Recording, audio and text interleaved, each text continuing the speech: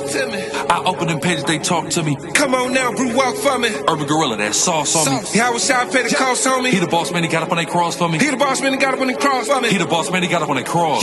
Yeah. I open them pages, they talk to me. Come on now, Brew, walk for me. Urban Gorilla, that sauce on me. How was I pay the cost on me? He the boss man, he got up on that cross for me. I'm gonna show you something too. A lot of times, when you go into any organization, you need to look for people that's gonna do something for your people, right? And a lot of times, I'm gonna get straight to the point. What I mean by that is, it's a lot of wrong been done to our people. Do you feel like we deserve justice in this place? Do you feel like justice has been served in this place for us? Absolutely not. Let me show you something what the Bible says. Bring it out. This is the book of 1 Maccabees, chapter 2, verse 67. Bring it out. It says, take also unto you. Take also unto you. The brother was just talking about, you don't keep counsel or keep company with ungodly men. This is who you're supposed to take unto you. Read. It says, take also unto you all those that observe the law. All those that observe the law. You know what the law is going to do? It's going to provide security for you, right? You're going to be able to look to your left. You're going to be able to look to your right. And you're going to have men that love and care about you. You're going to have men that's going to lay their life down for you. And guess what? And if anything going to happen to you, brother's going to make sure we take care of your family for you as well. Take unto you men that observe the law. And what else? And avenge ye the wrong of your people. And get around men that's going to avenge the wrong of your people. That's what we want. It's so much wrong being done in our place here. We got marches. We got news briefs. CNN been covering who for the last 2 months? Goddamn Ukraine. What the hell Ukraine got to do with the black, Hispanic, and Native Indians been being killed in this place for hundreds of years? See what I'm saying? You got to get men around you that's going to protect you and love you the right way. Not just to get something from you. The only thing we want for in return is that same love and respect so that we can carry it on and we can pass it down from generation to generation. My kids, your kids can grow up in a place that we can have rulership and we can have love for one another. Right. See what I'm saying? We don't have that now. So you got to get amongst you men that observe the laws of God. That's all we need in this place. Is when we absent of that, we have rape, rob, murder. We have oppression. We have slavery. We have people sit up here, our women aborting our children. Why? Because she don't trust you and you don't trust her. Right? Give me Deuteronomy 28:68. Bring your precept. The book of Sicarii, chapter 37, verse 12. That's right. But be continually with a godly man. And be continually with a godly man. We got to be amongst us that are godly, that have proven to be godly. See what I'm saying? A lot of times we hear people talk about being godly. They always want to profess it. Then you turn around, you see them do some ungodly stuff. And you say, man, I can't even trust this dude. And then again, now that's driving a wedge between you and your brother. That's driving a wedge in your nation. And a nation divided cannot what? It cannot stand. Right? Can you read it? Whom thou knowest to keep the commandments of the Lord. Who you know to keep the commandments of the Lord. Because I'm going to tell you one thing. When I tell you, you hear about somebody talk about how godly they are, and then you see them do something ungodly, there's something wrong with that. And I'm going to tell you why. It's wrong of the wrong that they did, but when you have somebody that continuously keeps the law of the Lord, it's okay to stumble and slip. This is what you got brethren for, to correct you. That's love.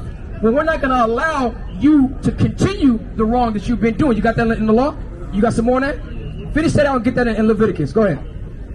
Whose mind is according to thy mind, and will sorrow with thee if thou shalt miscarry. Read that apart again. It says, whose mind is according to your mind. Get around like-minded people. Read. And will sorrow with thee if thou shalt miscarry. And will sorrow with you if you miscarry. See what I'm saying? We don't have people like that. A lot of times we won't even tell somebody because we feel like there's going to be a level of criticism and judgment where they're going to cast you off. You are my brother. You are not one transgression away from not being my brother anymore. See what I'm saying? It's going to take somebody taking your life away. It's going to take you trying to take my life away. And even then, brother, I'm going to still love you as the Most High commanded me. See what I'm saying? That's right. Get that Leviticus 19. Go ahead. It's Leviticus 19 and 17. Thou shalt not hate thy brother in thine heart. We should not hate our brother in our heart. We've heard that. Don't hate, don't hate, don't hate. But let's see how we hate our brother. It's not having an ill feeling towards him, talking trash about him behind his back. Those go into it. But it's a more specific way that we hate each other every day, and we never knew how. Watch this. It says, thou shalt in any wise rebuke thy neighbor. When the last time you rebuked one of your homies? When the last time you came one of your homies and said, bro, you wrong or you tripping, you got to stop that shit? Every day? Just like that, because you're a real one. See what I'm saying? And the scripture says the Spirit bear witness with our spirit that we the children of the Most High God. So when you got that type of spirit on you, and we're reading it in the scriptures, things that you're already doing, you recognize you're the people of the book. That's right. But how many people you know it's like you? If only we had 1 million of you, instead of having 1 million Lil Durks, instead of having 1 million G Herbos, instead of having 1 million damn Chief Keefs. Everybody want to be them, but don't nobody want to be like you. What's your name, bro? Avery. I'm Taz, right? If we had 1 million Averys and 1 million Taz, we'd be better off in life, wouldn't we? So let's go out here and make our people better, right? But you got to join the crusade. It don't just take you talking to me. You got to take on the message and go out here and stand boldly in the face of your oppressors and tell them they judgment, and you got to go tell your people how great they are as well. Right? Bring it out. Let's see how we head on people. Rebuke your neighbor and not what? And not suffer sin upon him. Because if you sit up here and you watch your brother doing wrong, and you know he's leading in a path of destruction, and you don't say nothing to him, and you let him keep doing it, you just as guilty as him. Give me Ezekiel the 3rd chapter. What you got, huh? Get that in Leviticus. Now hold that, because when we get Ezekiel the 3rd chapter, it's going to tell you what's going to happen to people when they do wrong. And if you stand by idly when your brother's life is in danger, you just as wrong as him. Let's see the Lord has to say, man. I love God. All praise to the Most High God. Sicarii, where you at, baby? Where you at, Sicarii? Everybody repeat after me. Call the Lord.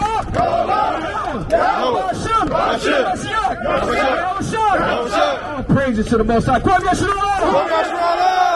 Watch this real quick. You got 2 seconds for God, man. 2 seconds. You got it. Ezekiel 3. Bring it out. 18. This is the book of Ezekiel, chapter 3, and I'll start verse 17. Son of man, I have made thee a watchman unto the house of Israel. God have called you to be a watchman, Avery. You got a spirit, you got a mind on you that's different from a lot of people. He called you to be a watchman, right? Go ahead. Therefore hear the word at my mouth. Go ahead. And give them warning from me. So when you receive the word of God, now you got to go and you got to give people warning. They're supposed to hear the warning from you, right? Go ahead. When I say unto the wicked, thou shalt surely die. Go ahead. And thou givest him not warning. We gonna tell the wicked, you keep doing what you're doing, man. Destruction and death is coming. If he keeps doing it, read. It says, and thou givest him not warning, nor speakest to warn the wicked. You don't warn him from it, read. From his wicked way to save his life. If you don't want him to save his life, go ahead. The same wicked man shall die in his iniquity. The dude who you were supposed to warn, that you didn't warn, he gonna continue, he gonna die. Because that's the warning you was going to try to turn him away from. But you didn't. So he going to continue in that way. Read. And what's going to happen to you? But his blood will I require at thine hand. And that's a domino effect. When we sit up here and let him do it, he's going to influence somebody else. And that same judgment can find his way right back around to you. And that's how the Lord does it. His judgment is likened unto a ring. In the laws of God, which is what we constantly are supposed to be occupied in, this is what he told us. And it's the last one for you. Go ahead. It's the book of Leviticus, chapter 19 and verse 16 in the NOT. Do not spread slanderous gossip among your people. You think that's an issue amongst our people? 2 things I always say. If we recognize that sex is marriage, right, you better pick the woman you have sex with. And if we stop gossiping with one another, it would drastically cut the drama that we have amongst our people. Because you treat your woman better, that's usually the main issue we got between us and our women. And when she got an issue with you, she gonna cause and bring you an issue with another man. Now you got an issue with your brother. And then gossip starts. We cut those 2 things out, our community does a whole lot better. So don't spread slanderous gossip around. Read. Do not stand idly by when your neighbor's life is threatened. And don't stand idly by when your neighbor's life is threatened. You're a watchman, Avery. Take this word of the Most High. Take the law, statutes, the commandment. Take them on for yourself, and then you go out and you go warn the rest of the nation. Blacks, Hispanic, and Native Indian. It's destruction coming to our people. We got to warn them out of that. And when we warn them out of that, that's when the Lord going to come back, give us that mercy, that grace, that love we've been waiting for, and we've been praying to him for so long. God, listen, we ain't waiting on God. God is waiting on us. You remember that? Hey, shalom, brother. Have a good day, bro. Be safe and be warm out here. What's up? Where they at? What's going on, King? What's going on, King? You heard you're an Israelite before? You never heard you're an Israelite? Let me ask you a question. If somebody came up to you and asked you your nationality, what would you tell them? I'm gonna give you some options. Would you say you black? Would you say you Afro-American, African-American, Negro? Would you just say I'm a slave? Or would you just say I'm American? You say you a slave? Why would you say you a slave?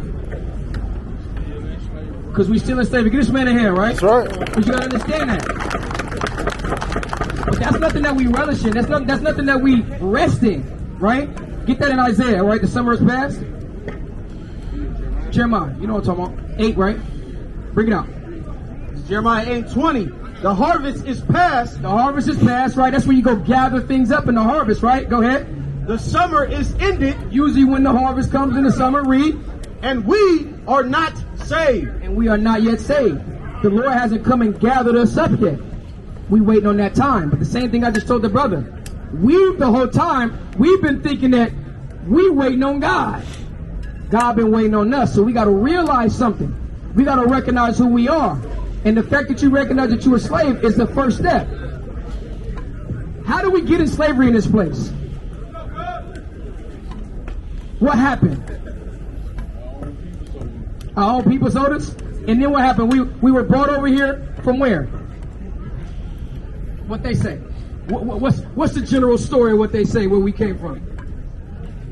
From where? Would you say Africa? They say they brought us over here from Africa, right? How do we get over here? What mode of transportation did we use? Ships, right? Beautiful word, ships.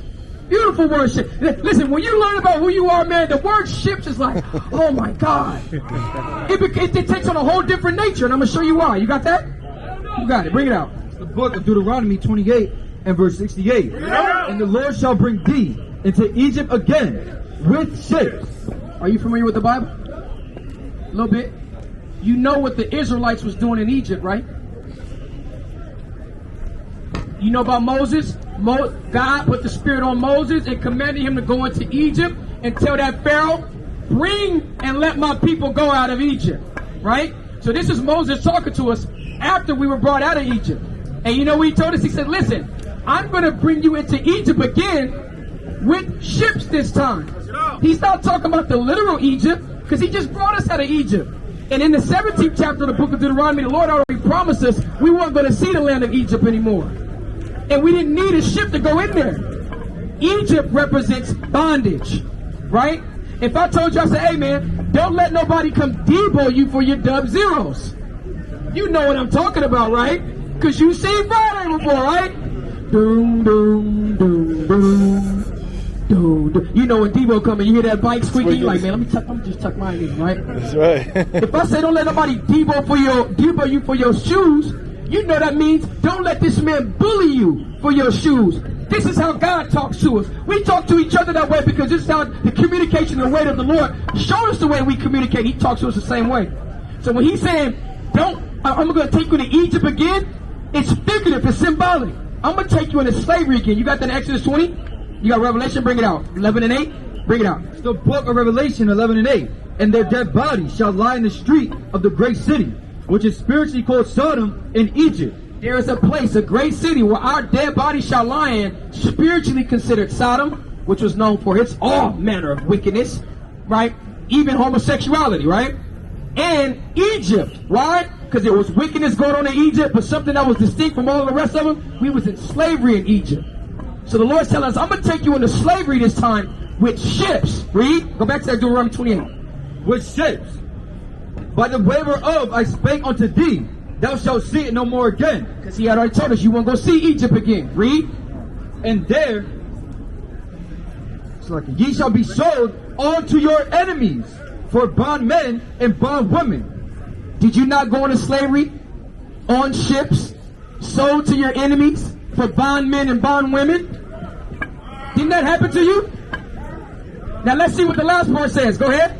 And no man shall buy you. And that word buy in the Hebrew means redeem. Remember, the harvest is past, the summer is past, and we are not saved because nobody has come and redeemed and gathered us up. Right. So who does that just say your enemy was? You was going to be taken into slavery on ships and sold into your enemies. Black man, who was you sold into? Go on and say it. You in a safe space, brother. This is safe right here. You ain't gonna say it for me, Ak? Who did we sold what we sold it to? On auction blocks. Bring it out. Brother, was it the so-called white man? Did the so-called white man? Now here's the thing though. Give me Deuteronomy 4 and 10. Give me Deuteronomy 4. I'm gonna show you something, right? Because I know you got your kids with you, right? And I can sense the apprehension because it's like, man, I don't really want to push that out there. But it's important because if me and you don't teach them, they soon forget what happens to us. Can't let that happen. Let me show you something with the Bible says. This is all law. Read. This is Deuteronomy 4:9. Only take heed to thyself. Don't worry about what anybody else is going to think or anybody else's history, because when you send them to school, that's what the hell they're going to be teaching them there. They done took our history out and replaced it with what? Rainbow history. You know what I'm saying? So we gotta only take heed to ourselves and what? And keep thy soul diligently. When you're dealing with your soul, it's your conscience. Keep your conscience sharp and on point. We can't have no distractions. We can't have no feebleness or no weakness in our soul. We got to be strong, courageous, and that's where our success and prosperity is going to come from. Right? Read. Lest thou forget the things which thine eyes have seen. See, me and you, we didn't experience the actual plantation. Me and you, we didn't experience the Jim Crow South, but we've experienced police brutality, gang violence, the war on crime and the war on drugs, and how they target people like me and you, and now it's going to trickle down to them. We got to keep our minds sharp unless our eyes forget what they've seen. We got to keep teaching them. It's not going to destroy them. It's going to make them strong. That's right. And it's going to make them strong against the real enemy. That's right. The real enemy. Young brothers, your enemies don't look like you. That's right. Anybody, when they look like you embrace them with love and respect and peace. Right. Bring it out. This is what we got to do. Go ahead. Unless they depart from thy heart. Unless they depart from your heart. Your heart is dealing with your mind, your soul and your mind. We got to keep it sharp. We got to stay sharp between the ears, because this is how they've been able to control us. They don't really physically mess with us anymore like the plantation. They get us up here, and then they get them, right? Give me Psalms 83. They get them, right? Because according to the law, you got to send them where by the time of 5, 6 years old? Got to send them to school. And they teaching them everything that they don't want us to teach them. They teaching them everything that we don't want to teach them, so they can go in there as powerful black kings, telling these people exactly who they are and telling them who we are, so they can carry themselves better than the way that they want to, which is low, down, distraught, despaired, so that they can go and gun down another one of their own brothers, or go sell some dope to one of their own brothers to beat, misuse, and abuse their women, and then they're going to turn around and do it to their children. This is a domino effect. That's right. Don't ever be ashamed to sit up and say it and proclaim it boldly. The so-called white man is the one that bought us and sold us into slavery. Because guess what? It wasn't your own brother that sold you into slavery. That's what the so-called white man told you. It was another dark-skinned man from a different nation. You are an Israelite. God's chosen people and God's chosen nation. It was what you call a Hamite. The enemies of God that took you, sold you to the so-called white men so they could bring you over here on ships and sell you to other whites as bondmen and bondwomen. That's how you know you're an Israelite. But guess what? We got to come up out of that and get back into the graces of the Most High God. Finish that, Deuteronomy. It says, unless they depart from thy heart all the days of thy life, but teach them, thy sons. Teach your sons. Ak means brother. Bro, teach your sons. And who? And thy sons' sons. And they got to make sure that they teach your sons. When y'all get up and y'all have children, Pops is going to teach you, you're going to teach your sons going to teach your sons, so long as we're in this situation. So that we never forget. Because if we forget, then they can keep doing the same thing to us. Bring it out. If we never forget, we stand up boldly. And that's what's intimidating for them, right? That was it on that. What you got, Ak? You got a lot. That's right. Let them off, bro. Bring it out. Isaiah 52 and verse 2. Shake thyself from the dust. Shake thyself from the dust. Where do you always find the dust? It's on the ground. Shake thyself from the low estate, from the low place, read. And arise. And arise. Stand up now. We've been wallowing around in the dirt for far too long. We've been being docile and too meek for too long. But the scripture says what? The meek shall inherit the earth. Now the Lord is calling us to rise up. Stand together. Stand boldly in the face of the people that's been oppressing us. So what? So he can come back and establish our kingdom. Everybody had their own kingdom, right? The Hamites had the Babylonian kingdom. The Assyrians had theirs, right? They even had the Egyptian captivity, right? The Romans had theirs. The Persians, which is the Persian, the East Indians, they had theirs. Everybody that had their part. When we gonna get ours? When we gonna get? But we ain't gotta die to get ours. Like they've been telling us in the Christian church, you gotta die. Then you go up into heaven and get the pearly gates. Our pearly gates is right here on the planet Earth. That's right. And guess what? And we ain't gonna ask for our kingdom. We ain't gonna ask for it. We're not gonna sit down and negotiate and discuss diplomatically for our kingdom. We're not gonna sit up here and draw petitions for our kingdom. We're gonna take our kingdom. That's it. Bring it out. Yeah, bring that out. Daniel, right? Go ahead. The book of Daniel, chapter 7 and verse 18. But the saints of the Most High shall take the kingdom. We gonna what? Shall take the kingdom. Come on, man. We gotta get a little bit more harmony. We gonna do what? Take the kingdom. Take the kingdom. We gonna take the kingdom. Like Russia finna take Ukraine. Bring it out. Go ahead. And possess the kingdom. And we're gonna possess the kingdom. And guess what? We're gonna have possessions in the kingdom. And guess what we're gonna possess? Who we gonna possess in the kingdom? We're gonna possess the people that had us possessions, man. The people that had us as possessions, we're gonna possess you guys, and you know who you are. The red man. Find out who the red man is. Got you. Bring it out. And possess the kingdom forever. And we gonna possess it forever, even what? Even forever and ever. Even forever and ever. We can't wait for that day. But until then, man, we putting this work in. That's right. All right? Rain, sleet, and snow. Bring your precept out. It's the book of Romans, chapter 8 and verse 18. Bring it out. For I reckon that the sufferings of this present time are not worthy to be compared with the glory which shall be revealed in us. I reckon that the sufferings that we suffering in this present time has no comparison made to the blessings that we got coming. And that's what. Now hold on, don't drop that. Go, jump up to chapter 5, right? Read verse 3.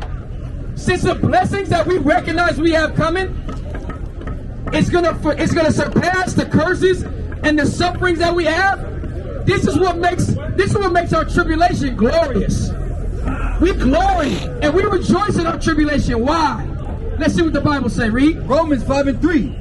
And not only so, but we glory in tribulations. Also, knowing that tribulation worketh patience. We glory in tribulation. Why? Because tribulation works patience.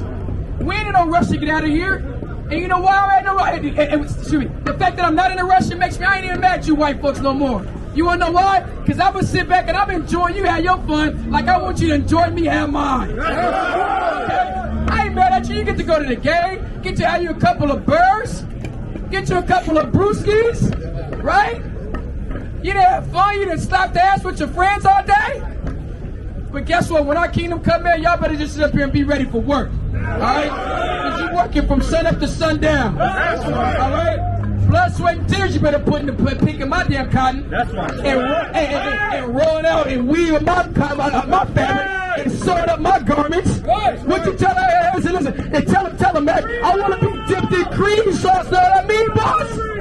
You feel me? That's the garments we gonna have in the kingdom of heaven when we have our possessions. Bring it out. Keep reading that in Romans 5. We glory in tribulation. Tribulation works patience. We are patiently and faithfully waiting for the Most High God to raise back up the Black, Hispanic, and Native Indians. That's what we patiently and faithfully waiting on as the saints of God. Read.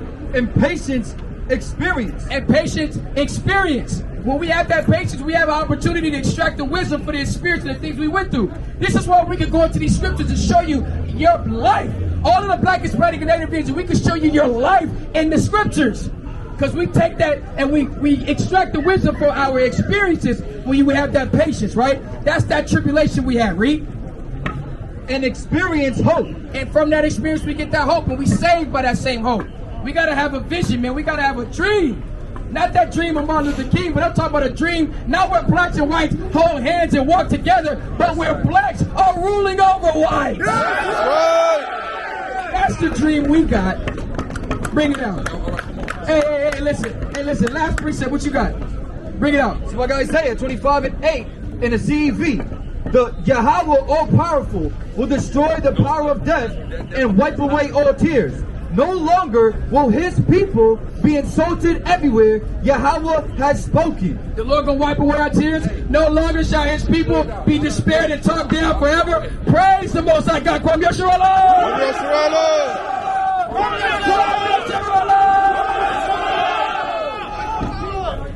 Big Hebrew stepper. Niggas said a debate, I stretch ya. On the line like I'm Julius Peppers. Yeah, Howard, shy, so clever.